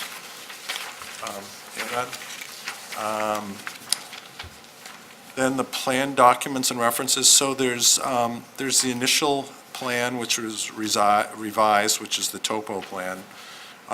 There's the ANRAD itself. Then there's this plan referenced, which is the plan you got tonight, which is drainage characteristics with buffer dated yesterday. That's referenced in the decision, as well as the narrative that was submitted with the previous iteration of this plan is referenced, the supplemental stream investigation. So those are all documents referenced. On to resource area findings. The commission finds that the wetland delineation shown on the approved surveyed plan, so not this plan, but the one that's stamped by a surveyor, to be an accurate representation of the bordering vegetated wetlands under the Wetlands Bylaw and the Wetlands Protection Act. Additionally, the commission finds that the locations of flags D1 through D5, which are shown on this plan but not on the surveyed Okay, plan, hang on a second. those are the ones way down at the bottom right. Okay. D1 through D5 are where? Bottom right, did you say, John? Yep. C1? I think they're somewhere. So on this plan, actually, I'm sorry. I think on a C1 pre- through, are you on a talking pre- C1 through C5? No, actually, on the previous iteration of this plan, those flags were numbered. On this one, they're not. Yeah. Yeah, actually, I have that right here. Yeah. So maybe I'll reference that other iteration of this plan as well. Yeah, so they're the one, good, just point to those. Yeah, so, But we didn't Oh, get that's up in there, okay, I get it. Continued this to the property Okay. line as we Did had you get asked. that one, John? this was distributed at the last meeting. Yes. Okay. Yeah, we actually had it before the last site visit. You had it. Got it. Got it. I have the plan. If anyone needs to reference it, here is the Yep. survey plan, which does not have, Yep. basically went out and put additional flags in. Yep, got it. Okay, so we're just saying that those flags are generally accurate, but we're not formally approving them because they're not surveyed. Commission finds that there are no other wetland resource areas on the parcel regulated by the Wetlands Protection Act, so just the bordering vegetated wetland. The commission finds there are no wetland resource areas up gradient of the site that contribute to the discharge from the culvert near Cambridge Street, and that the discharge is stormwater runoff from Cambridge Street and other adjacent streets and properties. The significance of that is if there was a resource area up gradient, that the stream could potentially be regulated under the Wetlands Protection Act. The commission finds that there are streams regulated under the Burlington Wetland Bylaw and regulations, that they're intermittent, and they are up gradient of the bordering vegetated wetlands. The location of the streams is approximately shown on this plan, the one that you got tonight. They're approximate because they're GPS and not surveyed, and then there's a description of each one of those locations from the culvert pipe to point A, then the midpoint between B and C, where it becomes a blue dotted line to point C, then from point D to point E, from point F to point G, and then from point J to the wetlands. The commission finds that the streams are interrupted by areas of sheet flow likely caused by blockages in the channels. These sheet flow areas may become new channels if left undisturbed, but are not currently areas regulated under the bylaw. The commission finds that there is no longer flow within the existing channels from point H and I to point J. Those are the ones shown in orange in the plan you got tonight. Additional resource area discussion. The Burlington Wetland Bylaw was totally rewritten in 2012 and 13 and adopted by town meeting in 2013. The regulations were also adopted in 2013. 5 members of the current commission were on the commission, and at that time, the current conservation administrator, working with the commission, was the primary, and the commission were the primary authors of the bylaw and regulations. The commission and the administrator, as the authors, are uniquely qualified to interpret the intent of the bylaw and regulations. In adopting the bylaw, the commission intended to protect isolated wetland resource areas not protected under the Wetland Protection Act. So then there's a section of the bylaw, section 1.2 jurisdiction, which mentions the resource areas, including bank, and then it says, all said resource areas, collectively the resource areas protected by this bylaw, shall be protected whether or not they border surface waters. So the intent was to protect all resource areas, isolated and bordering. So if a stream channel is isolated, it's still protected. It doesn't have to be a border a pond or a lake or a river or even a wetland. It can be isolated. Furthermore, in adopting the regulations, the commission attempted to clarify in the definition of stream that the stream could be upgradient of any other resource area. So I think we've already discussed that. The commission's intent was to protect ephemeral streams upgradient of wetlands that are not protected in the Wetlands Protection Act. Said streams would flow into a resource area, but would not need to border them per the bylaw. The intent was to remove the requiring of bordering altogether from any definition of any resource area. The commission finds that the streams listed above and shown in the reference plan show into the BVW that is down gradient.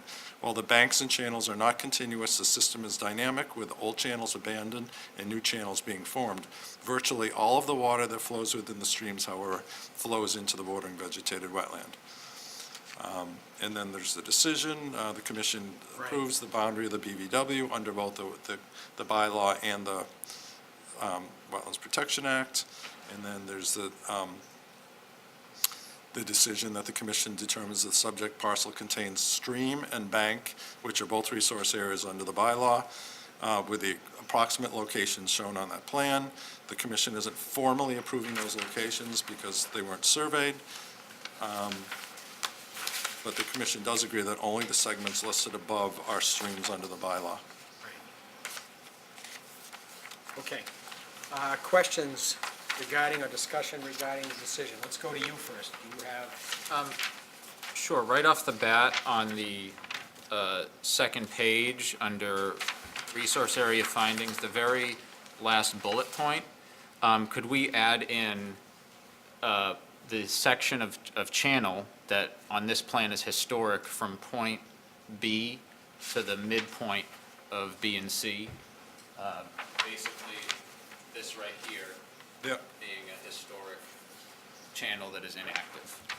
Sounds like a reasonable request. You agree, Yes. John? Yes. And I believe you addressed this prior, but again, the requested to see if it was possible to include some language related to how this is functioning, in what capacity it's functioning as a stream. I think we've touched on that, but I just, for the record, want to reiterate that request, that as far as I see it, it's functioning as a stream, and that there is bank, at the outermost edges of the channel. It's conveying water, but as outlined in my supplemental report, is not functioning in terms of providing wildlife habitat. The commission may find that it's inappropriate to include it, but I wanted to just make that request again. Okay. Does anyone on the commission want to comment on that? Anybody on the left? Bill? I feel that the property as a whole, to me, has some wildlife value, that's for certain. I mean, it's a nice wooded lot, there's plenty of birds, and there's plenty of bugs, and there's plenty of, vegetation, and a lot of that is fed by water, both in the agreed-upon bordering vegetated wetland and the water that is carried in this stream. It's part of the dynamic that feeds this living organism that is the lot. So I think that the stream has value. It is capturing some silt and preventing it from going down towards the wetland as well. To me, those are values that are important. Okay. All right. I didn't see Bill advocate for writing it into the decision, but it certainly could be in the minutes. Anyone else? I kind of agree with that. At the same time, what I talked about before in that one that's holding water, I don't see any silt basically in there. It's almost like a historical channel. That water's staying in there because it's muddy, and a lot of leaves, a lot of aftergrowth that had fallen in there versus all the other streams and channels. That's the only thing I see different between those two areas. Okay, anyone else? I agree with that. All right, what's that? Yeah, I said anyone else. She's anyone else, isn't she? I'm sorry. Oh, that's okay. All right, so,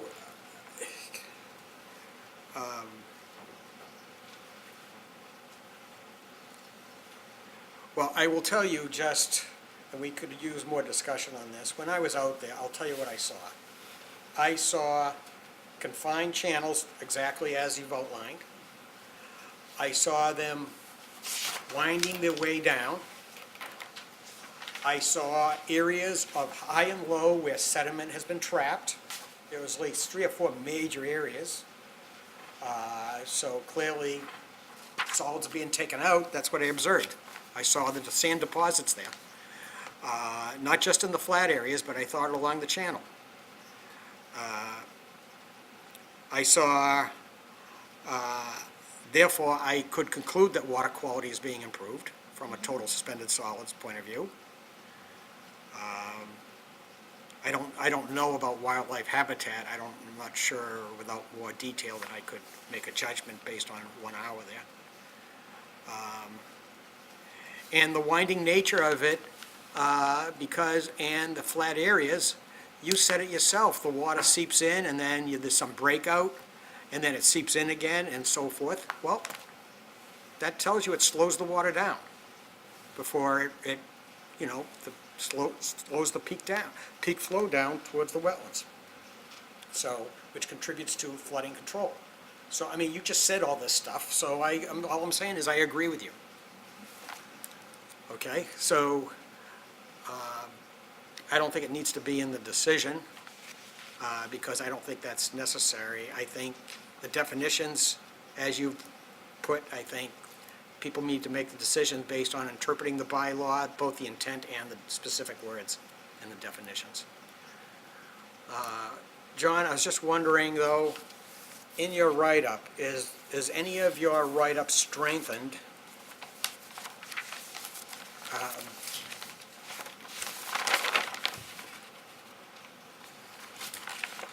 Right here. Strengthened by citing that, when it says it's, I don't know if you would agree with this, within, definition of stream, within, into, or out of an area subject to protection. And on the list, I thought it was significant. Areas subject to protection includes lands within 100 feet of all these other areas. Where does it say that? Where do you quote it from? It's on the regulation, Well, section 3.1. Well, go to the definition. Bill asked me that question today, too. Who did? Bill. I did, Definition of but not stream. from quoting this, from something else where it did not appear to be, it was separate from the I regulated mean, areas. I But will here it is rely included in on the regulated your areas. decision, whether the decision is strengthened as to reasoning, whether to put that in, so imposing it to you in front of the applicant. What section is it? 3.1. 3.1. The bylaw or the regulation? Yeah, in other words, you take Regulations, I'm his sorry, regulations. definition of stream, which comes, not you, I'm sorry, the bylaws, the regulations definition of stream, and then it says that it's flows within, into, or out of areas subject to protection. And then you go to 3.1 under jurisdiction, Okay. and R, subpart R, if I copied and pasted correctly. So then you're saying any of these mini streams flows into and out of areas of regulation, because they're all within the... Well, and the areas, and that area subject to protection is land within 100 feet. And it was purposely put in there specifically, to specifically broaden the scope of what we were doing with the bylaw. Now, did we do it smartly by doing it with these words? I don't know. But we put, the purposes was to make it more strict. The backstory was that the bylaw was made to be more strict than the Wetlands Protection Act, and the nature of Burlington is all these headwater streams that do this. We specifically, is So- subject to protection, is that You can, do you see what I'm saying? I do. stringent. You know, I don't, if you think it's not necessary, I could go with that, but I just wanted to point that out to you. So it looks like our regulations are more stringent than the state in that regard. We are calling the buffer zone an area subject to protection. Right, but we're not, I'm not trying to pull a fast one to surprise you, but Yeah. I thought, to me, it was meaningful when I was looking at it, yeah, well, I can certainly add that. okay? And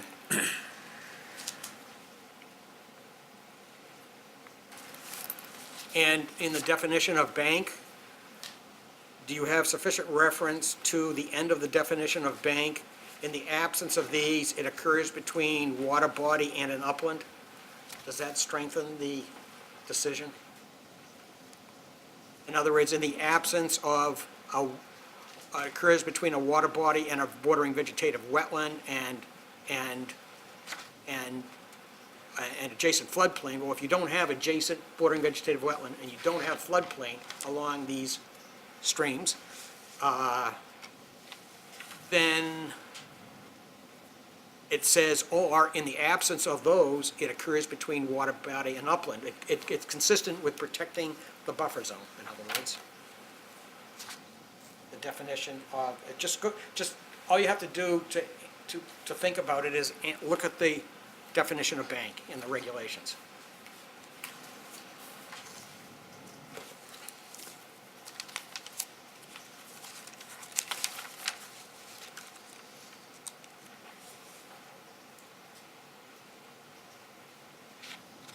At the end of the definition. Right. So, I mean, there's I don't think there's any dispute that these channels have banks. Are you trying to, like, establish that there are banks by quoting? If there are, well, I'm not sure what I'm trying to establish. I'm just saying that I thought it was significant that it mentions upland adjacent to the bank. Well, if you I can don't know. get that to be defined as a bank, then a bank is an area subject to protection. So I think that's, and that you're saying that it's a bank that is subject to protection, according to that definition, just has to exist, doesn't say the word anywhere, but it just has to exist anywhere between a water body and an upland. And it's on the list of areas subject to protection. Right, right. It doesn't say directly In other connects. In other words, what struck me is this gentleman's use of the word ditch. It just struck me when I was thinking about this, and when you said it a number of times in the past hearing and in the write-up, I was saying, well, what he's saying is that the stream as a resource doesn't exist, and the bank as a resource doesn't exist, so that's why I was focusing on that part of the definition. I said, well, the bank does exist according to the definition. Okay, I'll add it. I mean, whatever you think, John, I was just throwing my reasoning out when I was looking at it.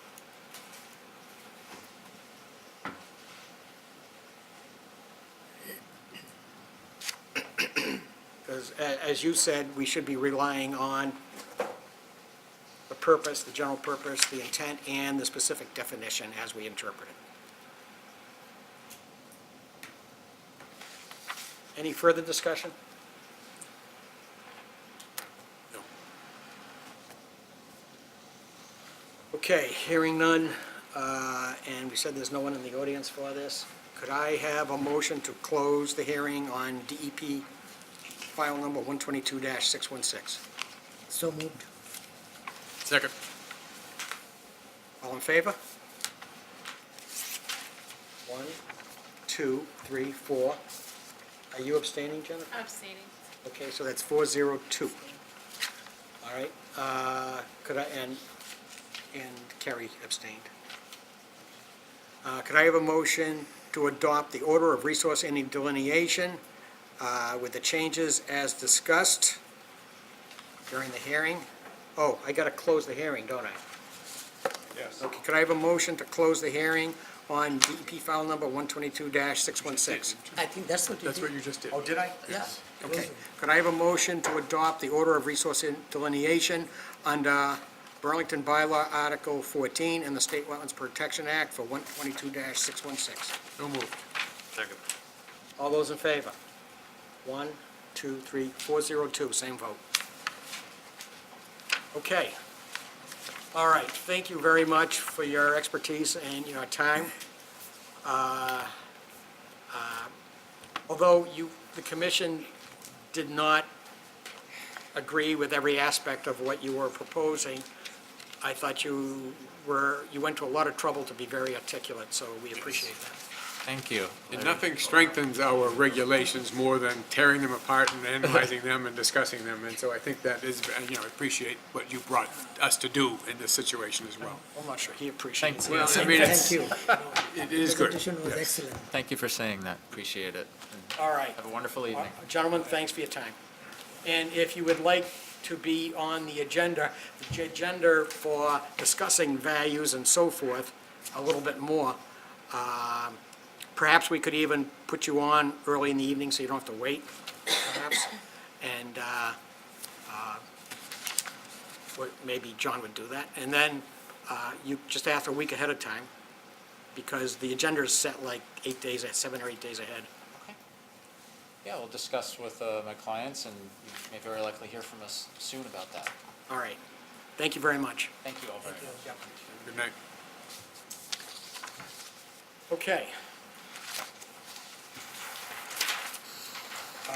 Next, okay, we got this, the order to sign, so he gets his copy. Oh, can you stay here? It's gonna be sitting. No, it'll be sent to him, or he can pick it up.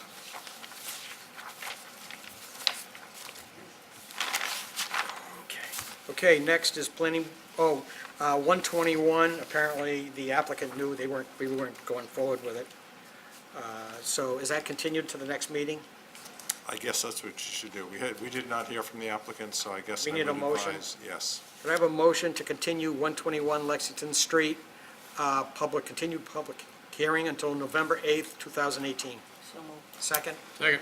All in favor? 600. Planning board comments? Do we need to do anything? Subcommittee and staff reports and updates?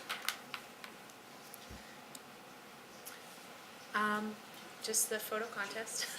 So the photo contest ended on Tuesday evening. We have over 80 adult entries and over 30 youth entries, in addition to artwork, which is going to be coming into the office either tomorrow or on Monday. which Will it is be great. available for viewing prior to November 6th? Yes. Mainly because I can't go November 6th. Yes, yeah, I'll be sharing a shared drive with the commissioners, so that you can each pick your commissioner's choice piece that you'd like to award that. So I'll send that out. Oh, there's a commissioner's choice? There is, yeah, so you guys get to pick your own, yeah. You can even vote for your own pictures if you want to. Out of how many? I can bring it to you, digitally, white. Are you going to have commissioner's choice on the photos or just the children's artwork? Both. Both. Yep, both. So the artwork will be that evening, because I may not have the chance to scan all of the pieces. I don't know if my scanner is large enough to handle the capacity of some of the artwork. And then I've started coming up with some posters to put around town to advertise.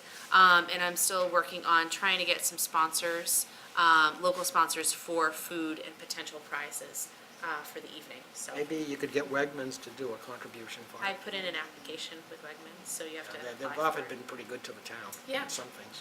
So I think it will be good. Right. So, yeah, Excellent. everybody better come. All right, I have some other stuff too. We have, as some of you were there, we went to the Historical Commission and talked about the Community Preservation Act. And from the folks that were there, I thought it was very supportive, didn't you? Yes. You thought it was supportive? Extremely. They were very supportive and see it as a positive thing if they can have a dedicated source of funds with a portion matched by the state that could be used in part for historical preservation. They seem to like that idea. Okay? The next step is, the next step in the process, we're done with going to the various boards that would have significant interest on the Community Preservation Act, is to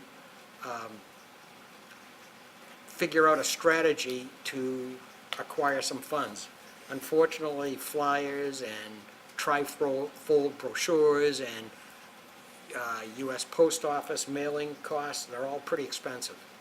And so we've had a number of people show interest, and so any comments, or from those listening, if they have any strategy that we could use to either raise some funds or solicit some funds, it would be very helpful if we heard from either someone listening in our audience or on some of the commissioners. If you could give that some thought, what we could do, I'd appreciate it. Any comments at all? Seems to be support from everybody we have discussed it with, so I think that's encouraging. It's just a matter of going through the process and getting broader support now and education of the Yeah, the populace. Community Preservation Act Coalition, which is located in Boston, they help communities with advice and resources and so forth. They have suggested that a presidential election with all 16,000 people that we get, or 18,000 people, voters that we have, is usually when these initiatives are more successful. I was leaning, because of the lower number of voters, to just less people you have to solicit. We would only get like 3,000 people. And they are pushing in the direction of a major state or presidential election. Showed other towns that had been successful.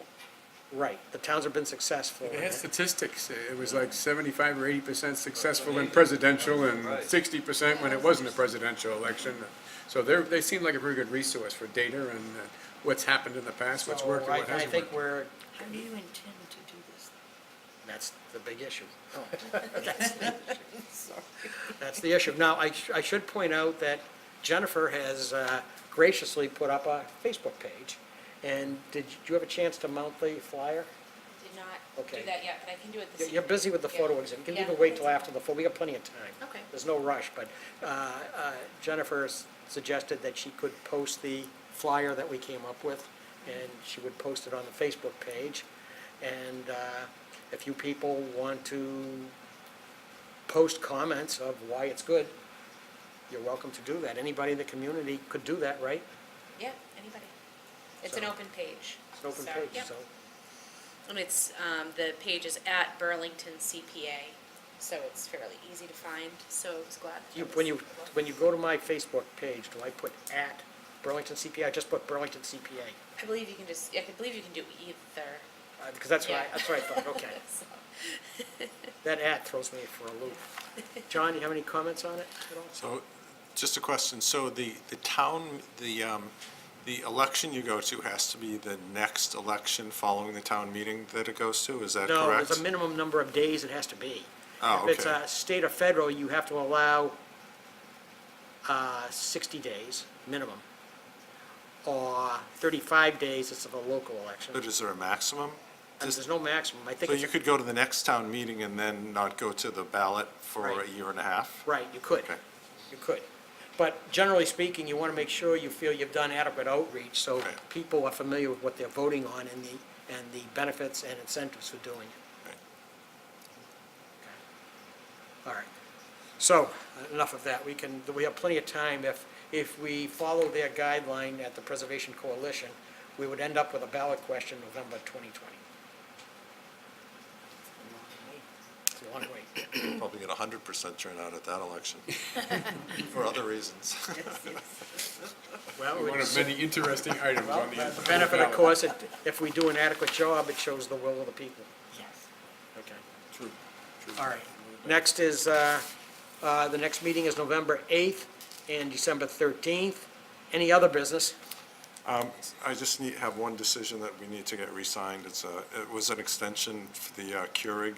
You've re-signed it recently, but because they had some problems recording it, we had to clarify that it was just for the one address and not the three that we had listed on here. So this is actually the third time you've signed this, but my apologies. Third time is a charm. Hopefully. Okay. Anything else? No. All right, could I have a motion to adjourn the meeting, please? So moved. Second? Second. All those in favor?